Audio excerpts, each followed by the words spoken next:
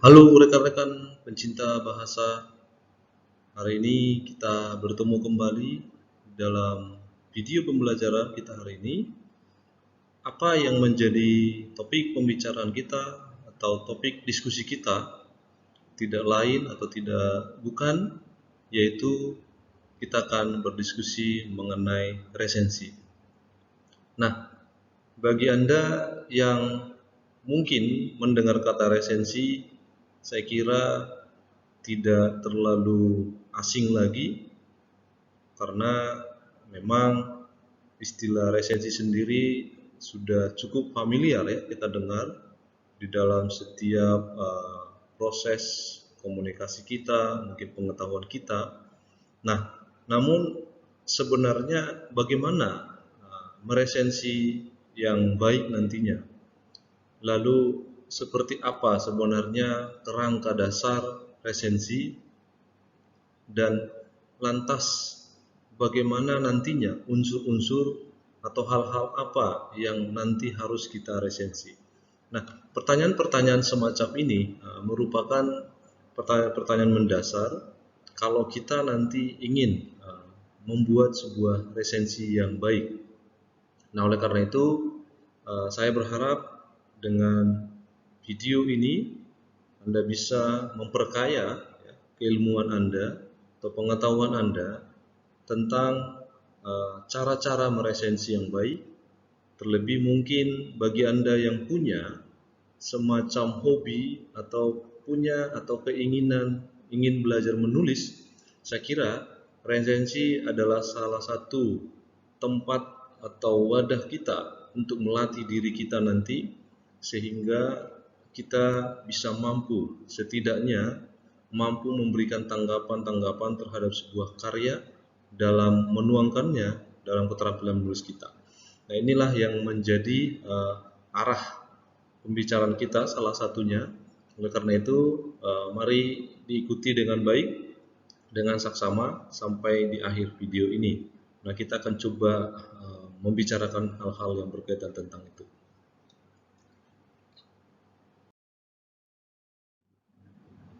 Nah, selanjutnya adalah kita coba bicarakan konsep dasar atau pengertian dasar ya, pengertian dasar dari sebuah resensi yang saya kira sederhananya kalau mau kita artikan apa itu resensi begitu. Nah, resensi itu sesungguhnya ini adalah bagian atau cara sebenarnya kita manusia ingin melakukan penilaian-penilaian sesungguhnya terhadap ya ujung-ujungnya memang kalau mau kita katakan terhadap baik buruknya sebuah karya. Nah, karya ini nanti bisa kita pisahkan atau kita bagikan kira-kira begitu menjadi dua karya, apa yang kita sebut dengan karya fiksi dan non fiksi. Jadi resensi itu bisa nanti kita artikan sebagai sebuah penilaian kita ya terhadap sebuah karya itu, apakah nanti karya itu baik atau buruk, misalnya dalam buku atau misalnya dalam cerpen kira-kira begitu. Nah, ini satu pengertian yang cukup umum ya, bahwa resensi ya kita sebenarnya sedang menilai kira-kira begitu.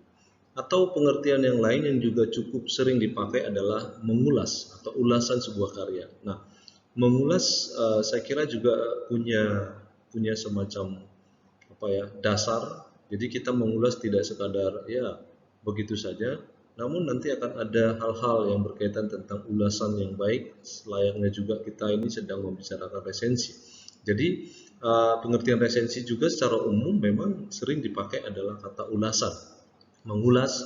Mungkin ada juga istilah lain apa namanya mengupas. Ada juga mungkin istilah bedah buku ya. Ini istilah-istilah yang sering muncul di dalam resensi. Namun sesungguhnya ketika nanti kita melakukan resensi, sesungguhnya juga kita sedang melakukan tindakan mengulas apa isinya kira-kira begitu. Nah, pengertian yang lain juga yang tak kalah sering muncul digunakan dalam istilah resensi adalah menimbang ya. Menimbang atau timbangan terhadap buku atau karya lainnya yang tentang baik buruknya. Hampir sama istilah ini. Jadi dalam hal menimbang buku atau menimbang karya itu nanti kita juga tentu memiliki indikator-indikator ya sebagai alat untuk menimbang atau kita sebut syarat-syarat bahwa misalnya buku ini sangat kompeten, sangat baik, sangat luas isinya. Nah, apa syaratnya? Atau buku ini tidak berkualitas, sangat rendah informasinya misalnya. Nah, itu semacam indikator-indikator yang diberikan sehingga nanti kita bisa mengatakan bahwa resensi adalah juga melakukan timbangan buku atau timbangan karya-karya yang lain. Nah, ini pengertian-pengertian yang paling mendasar.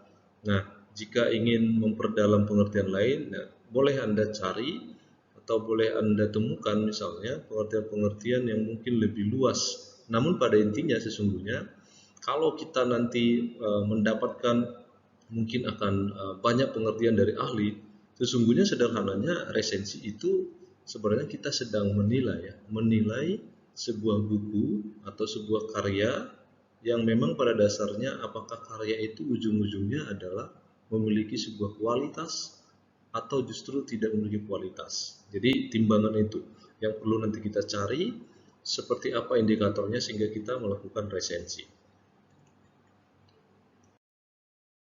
Nah, tentu akan muncul pertanyaan, lah untuk apa kita melakukan resensi ya? Tentu di sini adalah perlu kita pahami tujuan orang melakukan resensi. Nah, sebenarnya istilah tujuan ini juga nanti akan berkaitan dengan motivasi si resensator ya. Resensator itu adalah orang melakukan resensi.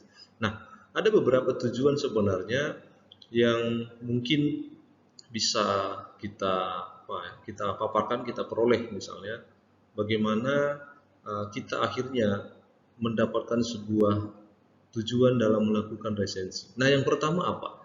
Tentu sederhananya ketika sebuah karya baik itu fiksi ataupun non fiksi dipublis ya atau diterbitkan atau berada di tangan pembaca atau berada di tangan penonton ya, maka tentu secara sederhananya orang yang melakukan resensi atau resensator itu tentu akan memberikan semacam informasi tentang karya itu ya. Jadi tujuan yang pertama itu adalah ya orang akan memberikan informasi tentang sebuah karya. Nah, informasi yang disampaikan itu tentu nanti akan akan mendapatkan hal-hal baru atau pengetahuan baru ya. Namanya juga informatif atau orang memberikan hal-hal yang terbaru yang mungkin sebelumnya para pembacanya belum mengetahui atau belum mengenal. Nah, jadi pemberian informasi ini akan mendapatkan suatu hal yang baru, pengetahuan baru tentang karya itu. Ya, itu yang pertama. Yang kedua adalah tentu di sini lebih mengarah kepada si resensator ya. Nah, ketika sebuah karya itu diresensi, maka tujuannya sebenarnya resensator itu memberikan semacam kritik ya. Kritik yang konstruktif. Tolong diingat yang konstruktif ya. Bukan kritik yang memang tujuannya untuk menjatuhkan, tidak. Namun setiap karya, saya kira saya juga seorang penulis ya. Jadi setiap karya itu sebagai seorang penulis kita harus memang bersedia atau lapang dada untuk dikritik karya kita. Karena apa? Setelah karya itu sudah di tangan pembaca, maka karya itu bebas memberikan tanggapan-tanggapan terhadap karya kita. Nah, oleh karena itu nanti sebenarnya sangat baik kalau ada resensator atau orang melakukan resensi terhadap karya saya misalnya, mereka memberikan kritik yang konstruktif. Nah, itu sangat membantu demi perbaikan kualitas buku itu misalnya. Nah, kira-kira begitu. Jadi tujuannya adalah untuk memberikan kritik ya. Kritik yang membangun yang nanti ujung-ujungnya akan memperbaiki. Karena pasti sebuah karya itu akan ada terlihat kesalahan-kesalahan. Nah, disinilah nanti tujuan yang sangat baik menurut saya, bagaimana nanti karya itu betul-betul diberi masukan ya oleh para pembaca atau penikmat karya itu. Nah, itu tujuan yang kedua. Nah, yang ketiga apa tujuannya? Tentu mengetahui kualitas. Nah, ini sejalan ya. Artinya, ketika resensator memberikan hasil resensinya kepada para pembacanya, maka sesungguhnya paling tidak dia itu sedang memberikan semacam penggambaran apakah karya itu betul-betul berkualitas atau tidak. Nah, justru di sini nanti yang menjadi poin penting ya, bahwa ketika resensator sudah mengatakan misalnya semacam bahwa karya ini baik atau karya ini berkualitas, maka sesungguhnya nanti orang-orang atau pembaca itu akan mengetahui, oh ternyata karya ini berkualitas, ini layak dibaca, ini layak untuk dinikmati, ini layak untuk ditonton, ini layak untuk dicerna, kira-kira begitu. Nah, macam-macam. Oleh karena itu nanti sangat bersyukur sebenarnya kalau banyak yang melakukan resensi terhadap sebuah karya, maka sesungguhnya setidaknya dia sedang membuka cakrawala kita bahwa ternyata karya A itu berkualitas, karya B itu kurang berkualitas, ya. Nah, itu bisa menjadi tujuan penting di sana, dengan harapan tadi tujuan ini betul-betul memikirkan hal-hal yang ya menunjukkan hal-hal yang kritis ya, bukan hal-hal yang negatif, itu beda ya. Nah, itu yang menjadi tujuan yang ketiga. Nah, tujuan yang keempat untuk apa? Menjembatani ya pemikiran si pembuat karya dengan si pembaca resensi. Ya benar. Artinya begini, ketika nanti karya itu sudah terbit atau dipublis ya, maka sebenarnya nanti sang resensator itu sebenarnya sedang menjembatani pemikiran si penulis dengan si resensator itu, sehingga nanti pembacanya akan semakin terkoneksi dengan apa yang disampaikan. Jadi tujuannya ini semata-mata sebenarnya ingin menyambung kembali atau ya untuk membeberkan kembali sebenarnya isi pemikiran si penulis. Kalau misalnya dalam buku, kalau dia pembuat film ya mungkin membeberkan lagi misalnya isi skenario atau skrip, atau misalnya ancangan dari redaksi dari sebuah karya, atau misalnya seorang sutradara. Jadi ketika nanti si resensator melakukan itu, sebenarnya dia sedang menjembatani pemikiran-pemikiran apa sebenarnya dibalik dari sebuah karya itu. Nah, di sini kita harus mengucap syukur dan berterima kasih sebenarnya kepada resensator, karena mereka sudah mampu menjembatani pemikiran si pembuat karya sehingga nanti terkoneksi. Nah, oleh karena itu kalau Anda sebenarnya ingin misalnya ya membaca sebuah buku baru atau film baru atau terbitan baru, yang menarik itu adalah kalau misalnya kita belum pernah mengetahui itu, baca saja hasil resensinya. Saya kira nanti akan menjembatani pemikiran si pembuat karya dengan kita sebagai penikmat karya. Nah, itu menjadi tujuan yang keempat. Nah, tujuan yang kelima tentu ini secara khusus bagi resensator. Nah, jadi Anda ini sebenarnya kalau mau rajin dan kompeten nanti untuk melakukan resensi, sebenarnya nanti tujuan di samping itu bisa tujuan profit ya, tujuan imbalan atau jasa. Artinya apa? Ketika nanti hasil resensi kita selesai dan memang itu betul-betul berdasarkan karya kita original ya, maka nanti sebenarnya tulisan kita itu bisa kita berikan atau kita sampaikan pada media-media massa, sehingga nanti hasil resensi kita itu bisa diterbitkan dan orang membacanya dan kita mendapat imbalan atau ya semacam upah begitu. Nah, ini sebenarnya bisa tujuan khusus ya. Jadi beruntung nanti kalau misalnya Anda yang senang melakukan resensi, membuat resensi, entah resensi buku, film, atau novel cerpen, atau apapun jenisnya nanti, atau genrenya, sebenarnya ketika Anda meresensi itu tidak sia-sia kalau nanti sampai pada niat kita sebenarnya membuat resensi yang terbaik, lalu kita kirimkan pada sebuah media massa, misalnya koran ya. Sekarang itu koran itu bisa Anda berbasis digital juga, jadi tidak mesti hanya media cetak, bisa. Jadi Anda bisa kirimkan hasil resensinya, mereka akan muat, mereka akan cetak dan orang membacanya. Nah, di situ Anda akan mendapatkan upah atau imbalan dari proses resensi yang sudah kita kerjakan. Nah, ini beberapa tujuan ya, dan mungkin di luar dari ini pasti ada tujuan-tujuan lain, namun setidaknya ya menurut saya ada 5 tujuan penting mengapa sebenarnya orang melakukan resensi itu sendiri.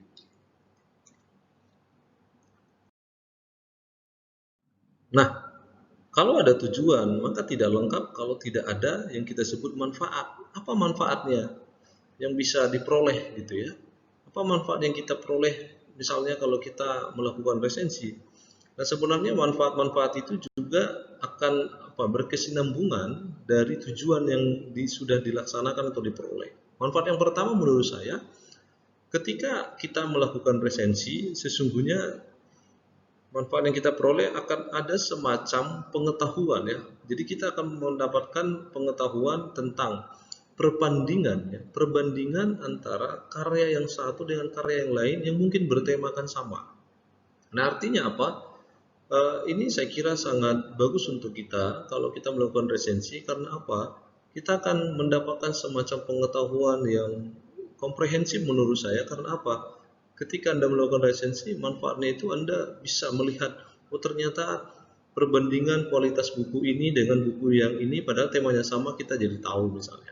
Nah, itu manfaat yang cukup penting ya menurut saya, karena ketika kita membaca misalnya film A dengan film B tapi temanya sama-sama, misalnya tema keluarga, maka nanti kita meresensi itu, nah kita akan memperoleh perbandingan yang jelas.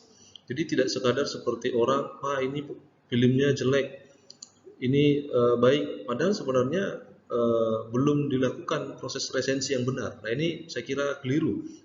Nah, disinilah nanti manfaat yang kita peroleh kalau betul-betul nanti sebenarnya kita melakukan semacam perbandingan yang nyata ya dalam dua karya, sehingga manfaatnya makin jelas. Nah, yang kedua, apa manfaat yang kita peroleh? Tentu nanti bisa memberikan ini sebenarnya manfaat yang diperoleh khusus bagi si pembuat karya sesungguhnya. Itu bisa membuat semacam promosi dalam tanda kutip itu, mungkin bisa dipasarkan atau memperlihatkan nilai jual ya. Nilai jual, nilai kepatutan sebuah karya kepada masyarakat pembacanya semakin luas kan kira-kira. Nah, artinya kalau Anda melakukan resensi, sesungguhnya manfaat yang diperoleh ini khusus sebenarnya pada si pembuat karya ya, entah itu si penulis, entah itu pada aktornya, entah itu pemain filmnya, entah itu nanti mungkin sutradaranya. Nah, nanti karya itu atau film itu atau buku itu semakin dikenali masyarakat luas. Nah, jadi sebenarnya manfaatnya bisa diperoleh ke arah sana ya, semacam mendapatkan informasi seperti itu. Nah, berikutnya yang ketiga, nah di sini khusus juga yang manfaat yang diperoleh adalah tentang si resensator. Ketika dia melakukan resensi, apalagi tadi saya katakan Anda yang mau berlatih untuk menulis, maka kesempatannya sangat baik kalau Anda rajin melakukan resensi. Nah, disinilah manfaat yang diperoleh apa? Ini bisa menempatkan posisi Anda sebagai orang yang terus-menerus berlatih dalam mengembangkan keterampilan menulis. Nah, di sini saya kira akan membantu nanti keterampilan menulis, dan suatu saat mungkin juga kalau Anda sering melakukan resensi, jangan-jangan suatu saat bisa menjadi seorang penulis yang benar begitu. Dalam arti kata, suatu saat Anda akan bosan melakukan resensi, lalu mengapa tidak memikirkan untuk menulis? Karena apa? Selama ini sudah berlatih menulis melalui resensi, kira-kira begitu. Nah, jadi manfaat yang paling nanti akan Anda peroleh, dan saya kira juga nanti di dalam hal apapun atau karya apapun yang Anda resensi, sesungguhnya nanti akan memperoleh semacam wadah untuk berlatih mengembangkan keterampilan menulis kita, sehingga nanti lama-kelamaan kita akan terbiasa ya, dan Anda akan mendapatkan semacam keterampilan yang betul-betul itu tidak didapatkan dengan cuma-cuma, Bu, tapi karena kerja keras berlatih menulis kira-kira. Nah, ini 3 manfaat umum yang mungkin juga bisa Anda cari tahu manfaat-manfaat lain selain manfaat ini. Nah, selanjutnya adalah jenis-jenisnya apa gitu ya. Jenis-jenis resensi. Nah, berdasarkan definisi atau pengertian dasar tadi, sesungguhnya jenis-jenis resensi itu kita klasifikasi atau kita bagi menjadi 2 bagian besar. Nah, yang pertama kita bagi itu sebenarnya dari karakteristik atau dari isi resensinya. Nah, isi resensinya atau muatan resensinya itu atau konten resensinya itu lebih mengarah kemana? Apakah lebih mengarah kepada informatif, gitu ya? Mengarah artinya di sana lebih menekankan, mendominasi sekadar menginformasikan sehingga kita sebut resensi informatif, atau ada yang lebih mengarah pada evaluatif atau penilaian. Jadi nanti di sana sangat kurang sebenarnya yang diberikan informasinya, tapi yang ditekankan adalah kritik-kritiknya begitu ya. Informasinya itu kurang, tapi penilaian-penilaiannya ya, kritik-kritiknya itu lebih ditekankan sehingga kita sebut resensi evaluatif ya, lebih mengarah mengevaluasi, menilai kira-kira. Nah, yang paling baik atau paling ideal sesungguhnya adalah resensi yang ketiga, modelnya. Yang ideal itu informatif, evaluatif. Jadi bukan hanya sekadar informasi, namun juga diberi penilaian-penilaian yang baik, yang sesuai, tentu yang objektif ya. Tidak sekadar mencari-cari celah yang salah atau yang keliru, tidak. Tapi di sini evaluasinya yang kita maksud itu sehingga disebut resensi informatif evaluasi itu lebih mengarah pada hal-hal yang memang objektivitas, melihat karya ini memang berkualitas, karya ini memang tidak berkualitas, kira-kira begitu. Jadi selain memberikan informasi juga memberikan kritik-kritik yang baik. Nah, ini yang ideal yang bisa nanti dikerjakan kalau mau melakukan resensi yang benar, kira-kira begitu. Nah, pembagian yang kedua adalah resensi itu kita bagi atas kriteria atau berdasarkan ya genre karya. Nah, ini arahnya ke genrenya ya. Nah, kita bagi menjadi dua bagian besar. Apa yang kita sebut nanti resensi karya fiksi ya, dan juga resensi karya non fiksi. Nah, karya-karya fiksi tentu karya-karya yang berimajinatif, yang memiliki daya kiasan-kiasan konotasi kata-kata, keambiguan segala macam ya, etika penulisan kata di sini tidak terlalu dipersoalkan karena memang bersifat puitis ya. Itu fiksi, misalnya cerpen atau novel misalnya atau film-film juga saya kira. Namun nanti harus dibedakan ya dengan karya-karya yang bersifat non fiksi yang memang bersifat ilmiah misalnya, yang bersifat denotasi. Karya-karya itu betul-betul menggunakan pilihan-pilihan atau kosakata yang memang memiliki etika yang baik ya. Dalam arti kata etika yang kita maksud ini sesuai dengan kaidah misalnya. Nah, di sini bisa dibagi seperti itu. Jadi karya apapun yang mau kita resensi maka akan bisa terbagi menjadi dua bagian besar ya. Apakah resensi yang kita hasilkan merupakan resensi fiksi atau resensi non fiksi. Nah, ini pembagian. Nah, mungkin kalau mau mencari sumber-sumber yang bisa berkaitan dengan jenis-jenis resensi, saya kira masih bisa. Namun secara umum saya kira cakupan ini sudah mewakili pembagian jenis-jenis resensi yang ada. Nah, berikutnya adalah misalnya saya sebagai seorang resensator, lantas apa sebenarnya yang harus saya perhatikan begitu ya. Jadi sesungguhnya meresensi itu harus punya persiapan khusus dan punya sifat-sifat yang betul-betul ada hal-hal yang kita harus pertimbangkan dengan baik sebelum kita melakukan resensi atau membuat resensi. Nah, yang pertama apa? Nah, landasan filosofis penulisan. Nah, ini seorang resensator atau orang melakukan resensi harus betul-betul bisa memahami sebenarnya bagaimana landasan filosofis yang diangkat atau yang dituangkan si pembuat karya di dalam karya-karyanya. Nah, misalnya nih, saya seorang penulis buku misalnya. Nah, buku saya ketika Anda mau resensi, Anda harus mengerti dulu terlebih dahulu landasan filosofis ya, atau kerangka berpikir atau apa hal-hal yang melatar belakangi misalnya buku saya itu terbit. Nah, biasanya landasan filosofis itu bisa terlihat sebenarnya di dalam sebuah karya, entah itu nanti di kata pengantarnya, entah itu nanti terlihat di pendahuluannya. Jadi seorang resensator itu harus betul-betul mempersiapkan pemahaman ini. Ya, jadi ketika Anda mau melakukan resensi, coba Anda pahami terlebih dahulu apa landasan atau filosofi seperti apa sebenarnya yang diangkat si pembuat karya. Sehingga waktu kita melakukan resensi, kita menjadi tahu arahnya kemana kira-kira begitu. Nah, ini yang perlu diperhatikan yang pertama. Nah, yang kedua apa? Waktu kita melakukan resensi, kita harus memikirkan sebenarnya nanti harapan pembaca melalui resensi ini apa. Ya, ini tentu berkaitan tentang jenis-jenis resensi yang saya katakan. Apakah hanya kita harapkan pembaca itu oke, sekadar mendapat informasi, atau ya pembaca itu nanti akan mendapatkan semacam pengetahuan tentang mungkin kelemahan-kelemahan buku itu, atau mungkin juga kualitas buku itu. Nah, di sini seorang resensator harus paham betul sebenarnya arah harapan si pembaca itu seperti apa, yang mau kita sampaikan pada mereka itu apa, ya, sehingga nanti tujuan resensator itu akan tercapai. Nah, berikutnya juga ada yang ketiga, harapan si penulis. Nah, ini juga tentu ya. Tadi saya sudah singgung di manfaatnya untuk penulis itu tentu juga memperluas promosi. Nah, ini juga bisa menjadi hal yang patut diperhatikan, ya. Kalau memang ya pada ujungnya sebenarnya kalau boleh jujur, sebuah karya itu kan sebenarnya kalau memang berkualitas, maka tingkat promosinya nanti akan semakin luas dan masyarakat mau misalnya membeli karya itu atau menonton karya itu atau memiliki karya itu untuk dirinya sendiri, kira-kira begitu, atau semacam apresiasi bagi para penikmat, misalnya kalau dia sastra, penikmat sastra terhadap karya itu.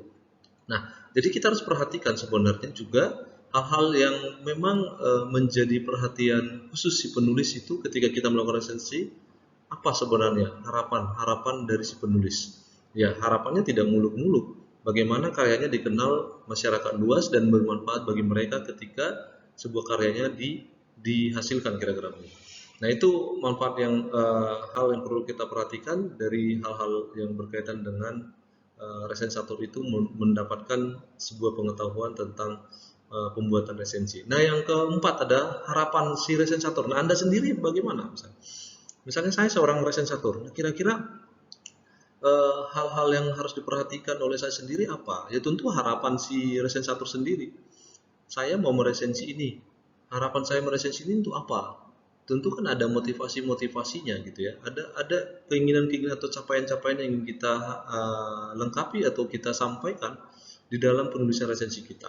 Nah, itu Anda perhatikan sendiri. Apakah memang harapan Anda nanti tercapai atau tidak? Nah, itu tergantung pada kepiawaian Anda untuk menuangkan tulisan-tulisan Anda dalam resensi itu, kira-kira begitu. Nah, ini yang keempat. Yang kelima adalah hal yang harus diperhatikan adalah persoalan objektivitas, ya. Objektivitas atau materi-materi dari, atau kita katakan itu struktur dari kerangka dari resensi itu. Hal-hal yang mau kita resensi bagian-bagiannya apa, kira-kira begitu. Jadi ini harus diperhatikan betul secara objektif, ya.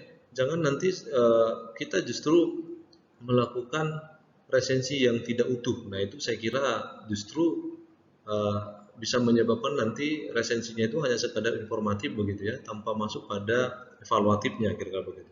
Nah, yang keenam adalah harus yang diperhatikan itu ya tentu cara penyampaian kita, ya, penulisan kita. Penulisan kita itu harus betul-betul memiliki semacam tulisan yang mudah dibaca begitu ya. Jadi kita harus perhatikan bahasa kita. Nah, tentu tergantung resensi Anda menggunakan bahasa Indonesia atau menggunakan bahasa Inggris atau bahasa asing misalnya, itu tergantung. Jadi kita harus lihat juga nanti pembacanya. Makanya saya katakan tadi, pembaca kita siapa-siapa saja, harapannya apa. Nah, kalau bahasa kita juga nanti tidak etis misalnya, dan waktu kita menyampaikan bahasa kita itu bernada provokasi misalnya, atau bahasa kita itu justru menyinggung sang sutradara misalnya, atau menyinggung si penulis, atau justru bahasa kita itu menimbulkan efek sosial yang buruk, entah itu misalnya bernada provokatif, entah itu nanti berkaitan tentang unsur-unsur sara, agama gitu ya, ras, jangan. Nah, ini harus perhatikan. Jadi penulisan atau kata-kata atau kalimat yang kita gunakan nanti harus kita perhatikan dengan baik. Jangan sampai orang membaca resensi kita justru bukan mendapatkan manfaat, tapi mendapatkan semacam kekesalan-kekesalan sehingga mereka akan bisa menimbulkan emosi, marah. Nah, itu tidak bisa. Jadi resensilah dengan baik, perhatikanlah bahasa kita supaya nanti kita melakukan resensi itu betul-betul sesuai dengan yang diharapkan oleh para pembaca, pembuat karya, dan juga Anda sendiri sebagai orang yang melakukan resensi itu.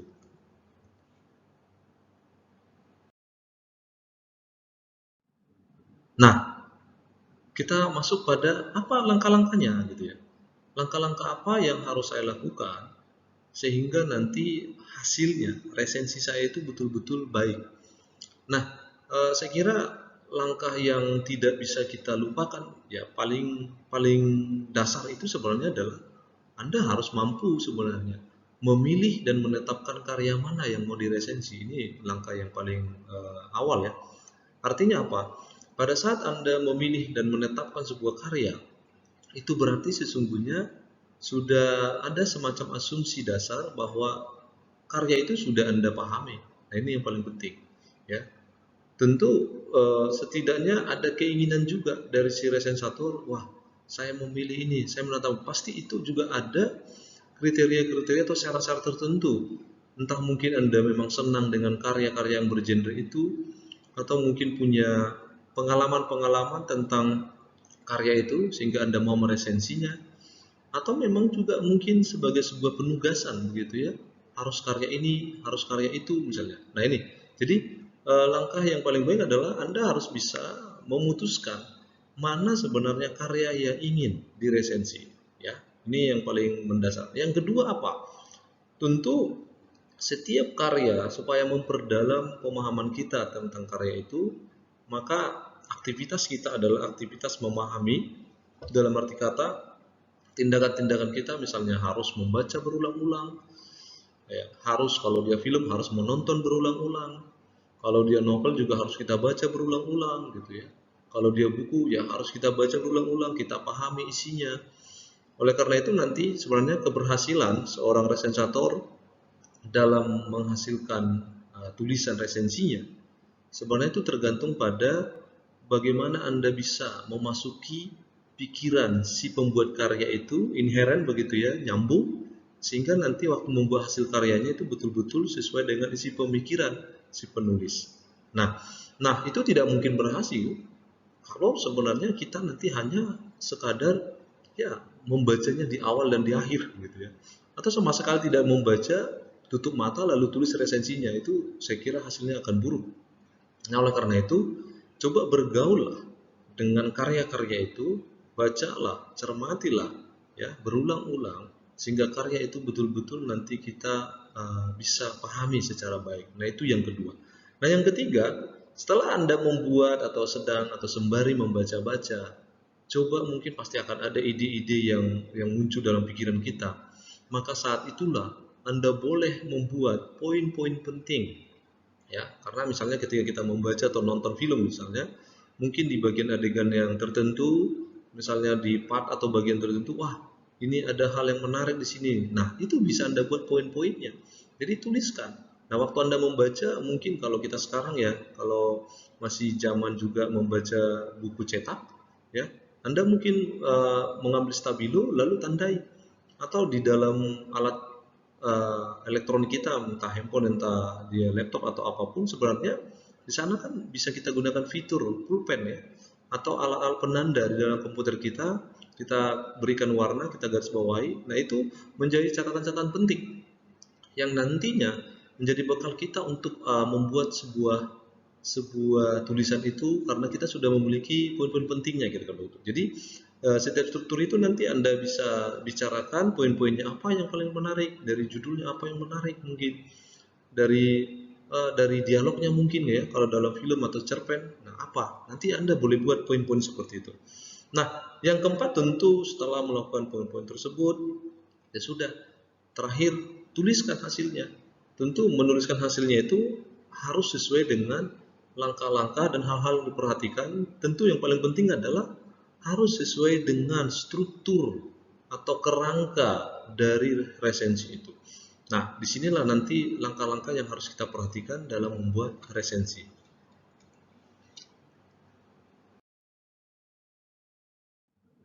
Nah, ini kita masuk pada bagian struktur ya, atau kerangka apa isi dari resensi yang mau kita buat ya. Saya kira dari struktur inilah nanti kita akan menghasilkan sebuah resensi atau hasil resensi yang baik, dan memang struktur ini menjadi apa ya, semacam panduan kita untuk menghasilkan hasil tulisan resensi yang baik. Nah, yang pertama apa? Kita akan bicarakan yang pertama strukturnya judul resensi dan identitas resensator.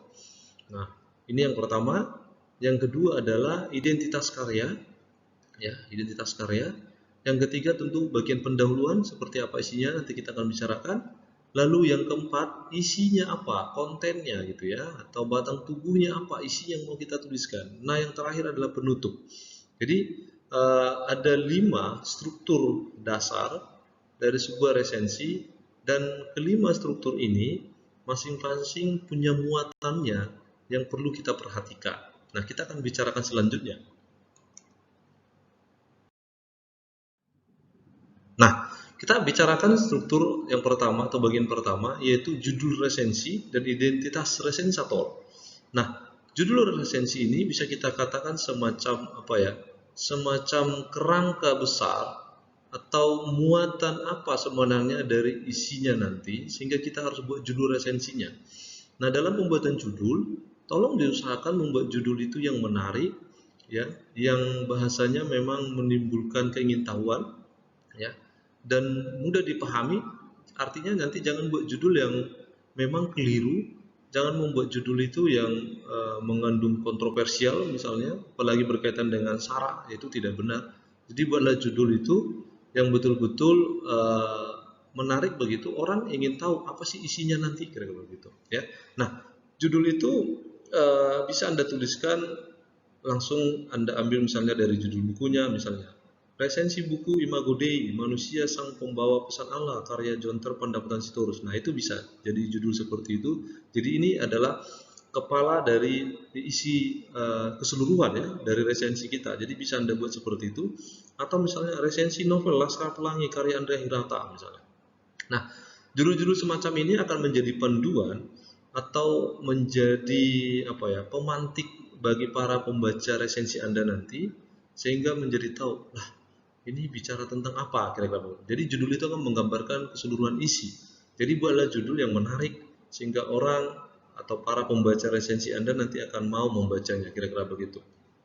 Nah, bagian yang kedua apa? Bagian yang kedua, tentu struktur yang kedua adalah persoalan identitas karya.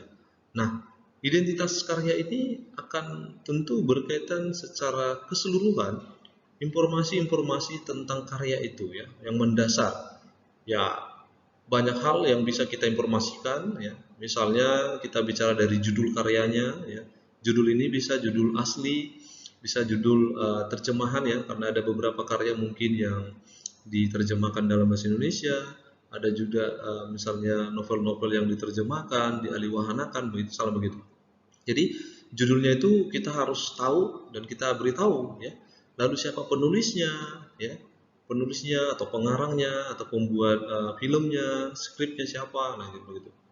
Editornya juga ya, siapa yang melakukan penyuntingan, editornya siapa, layoutnya pasti ya di dalam ini. Biasanya kalau Anda melihat buku itu pasti ada di halaman publishernya, akan terlihat layoutnya siapa, yang membuat tatanan atau apa ya, keindahan-keindahan buku itu siapa misalnya ya.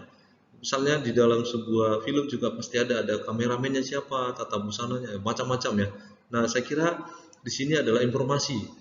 Layoutnya ISBN ya, kalau buku misalnya akan ada nomor standar nasionalnya, nomornya berapa, nomor serinya, dan itu membuktikan bahwa buku itu memang terbit secara layak ya.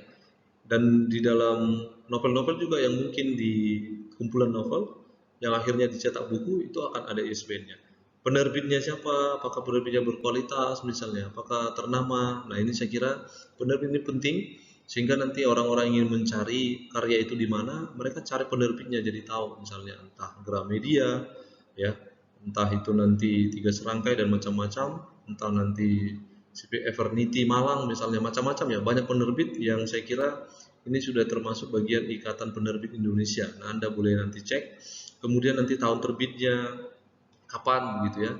Dan tahun terbit ini harus diperhatikan, apakah misalnya tahun terbitnya itu mungkin bukunya, kalau buku ya misalnya edisinya edisi keberapa, revisi keberapa, tahunnya mungkin awalnya terbitnya 2018, lalu direvisi 2020 dan selanjutnya. Ini macam-macam, nanti boleh diinformasikan selengkap mungkin dalam sebuah karya itu. Lalu dimensi karya. Nah, dimensi karya ini juga berkaitan dengan layout ya, misalnya Ada karya itu yang memang tata letak bukunya atau cetakannya misalnya menggunakan A4, ada A5 misalnya, ada yang memang ukurannya besar, ada yang kecil, ada yang mini. Nah, ini silakan bisa diinformasikan. Jenis kertasnya juga demikian ya. Ada kertas-kertas menggunakan HVS begitu. Nah, itu macam-macam. Lihat saja identitasnya itu akan ada di dalam publishernya ya, di bagian awal buku itu akan ada. Lalu kemudian jumlah halamannya, ini ketebalannya bisa ada buku yang sampai misalnya 500 halaman, ada yang buku sampai 200 halaman ya. Itu akan ada disampaikan di dalam identitas itu. Lalu harganya juga ya. Nah, harga akan berkaitan dengan mungkin kualitas buku. Ada buku yang kecil tapi harganya selangit ya, dalam ada buku yang tebal harganya murah ya, ada yang mungkin ya sesuai dengan kantong misalnya, sesuai dengan isinya, macam-macam. Nah, ini semuanya akan berkaitan dengan identitas karya, sehingga kalau nanti melakukan resensi, coba Anda pahami, lihat baik-baik identitas karya itu seperti apa. Nah, ini identitas karya itu termasuk karya apa ya yang Anda mau buat, entah itu novel, cerpen atau film ya, itu pasti ada semua identitasnya ya, karena sebuah karya itu terbit itu tidak mungkin kosong tanpa nama, anonim, tidak ya, tapi pasti akan ada hal-hal yang mengikuti identitas itu. Nah, terus struktur yang ketiga ada bagian pendahuluan. Nah, apa isi bagian pendahuluan? Sesungguhnya bagian pendahuluan ini nanti akan Anda buat isinya. Yang pertama, Anda dapat memperkenalkan sebenarnya secara umum ya, memperkenalkan secara umum pembuat karya ya. Memperkenalkan dalam arti kata mungkin Anda bisa memberitahu siapa pembuatnya ya, bagaimana karakteristiknya, mungkin latar belakang keluarganya seperti apa, latar belakang mungkin pendidikannya seperti apa, ya, hal-hal seperti itu bisa diperkenalkan secara umum ya, atau misalnya bekerja di mana, itu bisa juga. Tapi yang paling mendasar itu adalah sebenarnya kalau bisa memperkenalkannya lewat lewat apa namanya prestasi-prestasi atau tulisan-tulisan atau pembuat karyanya sendiri, ya itu bisa. Atau misalnya di bagian pendahuluan juga bisa Anda kaitkan misalnya semacam perbandingan karya sejenis. Misalnya Anda mengatakan bahwa sesungguhnya karya seperti ini sudah pernah dibicarakan atau dibuat si karya lain gitu. Sehingga nanti Anda bisa memberikan semacam perbandingan sederhana di sana sebelum masuk ke isi ya. Nah, ini bisa Anda lakukan seperti itu. Atau memaparkan kekhasan si pembuat karya. Jadi sewaktu nanti Anda mau meresensi, di bagian pendahuluan itu Anda memberikan ciri unik atau ciri khusus ya dari si pembuat karya itu. Apa yang bisa Anda katakan? Ya, silakan dipikirkan dan silakan dibaca dulu tentunya ya, dipahami dulu. Sehingga nanti bisa Anda buatkan munculkan apa sebenarnya hal-hal yang unik kira-kira begitu.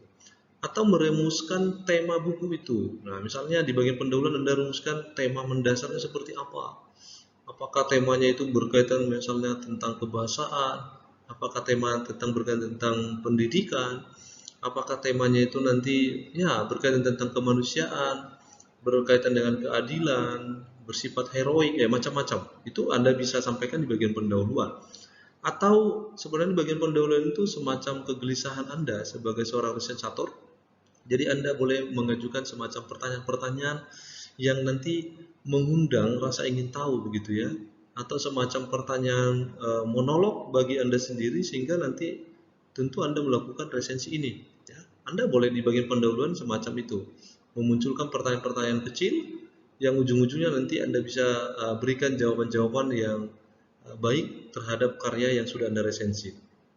Nah, termasuk di dalamnya membuka dialog-dialog ya, membuka percakapan-percakapan apa yang ingin sebenarnya diutarakan. Nah, itu bagian ketiga. Jadi bagian ketiga ini bagian semacam pendahuluan, semacam pengantar ya sebelum bagian isi yang memang nanti hal-hal yang ingin Anda berikan pengantarnya itu berkaitan tentang hal-hal yang tadi saya jelaskan, kira-kira begitu.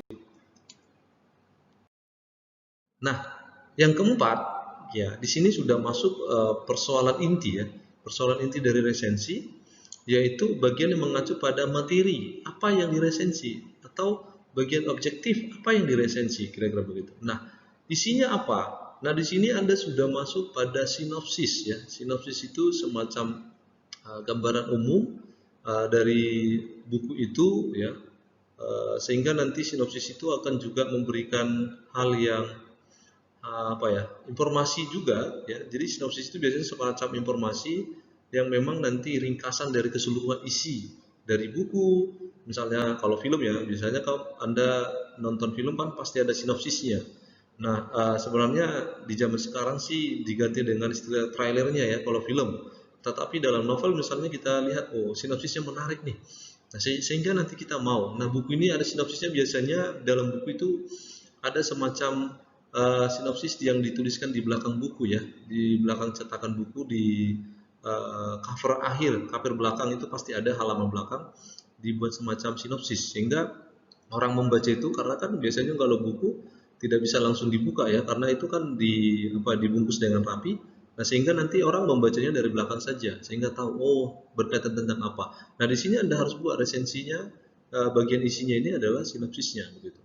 Lalu masuk kita pada arah ulasan karya menyertakan kutipan. Nah, jadi kalau waktu Anda ingin melakukan resensi, berilah penilaian-penilaian itu dengan cara buatlah kutipan-kutipan yang memadai dan secukupnya. Ya, jangan juga nanti kutipannya justru lebih banyak daripada isi hal yang Anda evaluasi, isi yang ingin Anda resensi, tidak ya. Tapi sesungguhnya yang mau kita kutip itu adalah hal-hal yang memang ingin menegaskan, memperkuat apa sebenarnya yang memang kita ulas atau kita nilai, kira-kira begitu. Lalu isinya bagian yang berikutnya kualitas. Nah, ini seperti yang saya katakan tadi, sebuah karya itu tentu akan berujung pada penilaian apakah berkualitas baik atau buruk, apa keunggulan, apa kelemahan. Nah, di sini Anda bisa sampaikan sebagai seorang resensator pada para pembaca resensi Anda, nanti sampaikan saja apa sebenarnya kualitas, keunggulannya, kelemahannya, kira-kira begitu. Lalu nanti juga dalam hal ini bisa juga Anda tinjau dari sisi kebahasaannya, ya.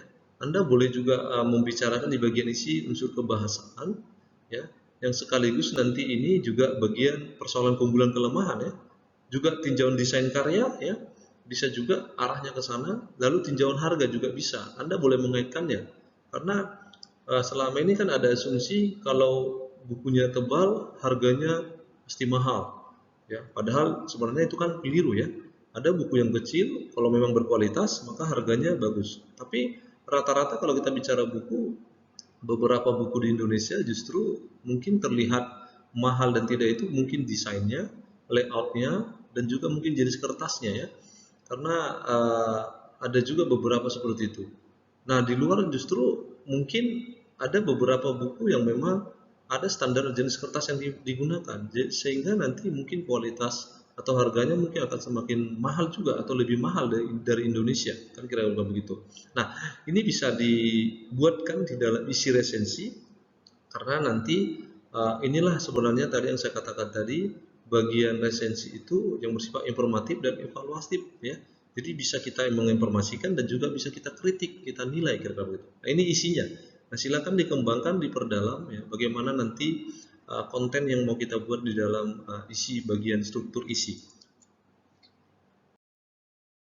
Nah, yang terakhir setelah isinya selesai, maka kita masuk pada bagian penutup. Nah, di bagian penutup itu semacam simpulan dari sang resensator untuk melihat, memberikan pandangan-pandangannya atau pendapat-pendapat akhir Anda di dalam karya itu sendiri.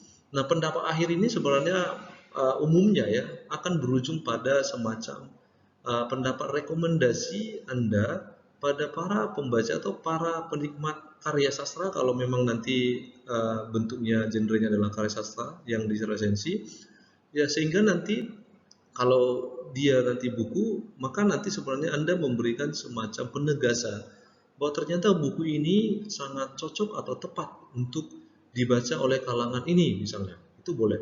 Atau film ini sangat cocok direkomendasikan bagi orang-orang yang pernah mengalami tema yang sama misalnya. Nah, itu akan ada di bagian penutup ya. Anda akan sampaikan itu sehingga nanti para pembaca Anda, resensi Anda itu betul-betul oh iya, ini cocok nih untuk saya sehingga saya beli. Nah, misalnya Anda resensi buku tentang agama, buku tentang bahasa, maka nanti Anda mengatakan buku ini sangat cocok bagi anak-anak yang memang bergelut dalam bidang bahasa misalnya. buku ini sangat cocok bagi orang-orang bergelut tentang pengetahuan kimia misalnya. Buku ini sangat cocok bagi orang-orang yang menempuh pendidikan kedokteran misalnya. Macam-macam. Nah, di sini Anda bisa memberikan rekomendasi-rekomendasi seperti itu sehingga nanti orang yang membaca dan mungkin juga eh, kebetulan mungkin ya orang yang membutuhkan informasi tentang buku itu, misalnya dia akan mendapatkan, oh ini cocok, berarti ini sangat baik ya, saya akan beli begitu. Saya akan nonton film ini, saya akan baca novel ini, nah kira-kira begitu. Jadi pada akhirnya akan arahnya ke sana. Jadi di bagian penutup Anda bisa menegaskan hal itu sehingga menjadi sebuah resensi yang utuh, sehingga nanti waktu kita melakukan resensi itu betul-betul tipe atau jenis resensi yang kita lakukan adalah bersifat informatif, evaluatif. Nah, ini bagian yang terakhir strukturnya, yang kelima ya, bagian penutup. Nah, saya kira itulah semua penjelasan dari resensi, dan sebenarnya kalau mau menampilkan atau menerapkan hal-hal yang tadi saya sampaikan, tinggal nanti dilanjutkan. Silakan memilih karya apapun yang ingin Anda resensi, lalu ikuti langkah-langkah dan hal-hal yang diperhatikan, struktur yang tadi saya jelaskan, sehingga nanti hasil resensi kita akan semakin baik. Terima kasih untuk Anda. Sampai akhir video ini Anda bisa mengikuti, memahami. Semoga informasi yang saya sampaikan nanti bisa membantu Anda-Anda yang mungkin ingin berlatih atau memenuhi tugas-tugas di dalam membuat sebuah resensi, sehingga karya resensi kita itu betul-betul menjadi wadah informatif sekaligus wadah evaluatif bagi karya-karya yang memang sangat layak untuk dinikmati oleh orang-orang tertentu. Terima kasih. Jika ada pertanyaan, silakan nanti diajukan, dan sampai bertemu pada video-video selanjutnya.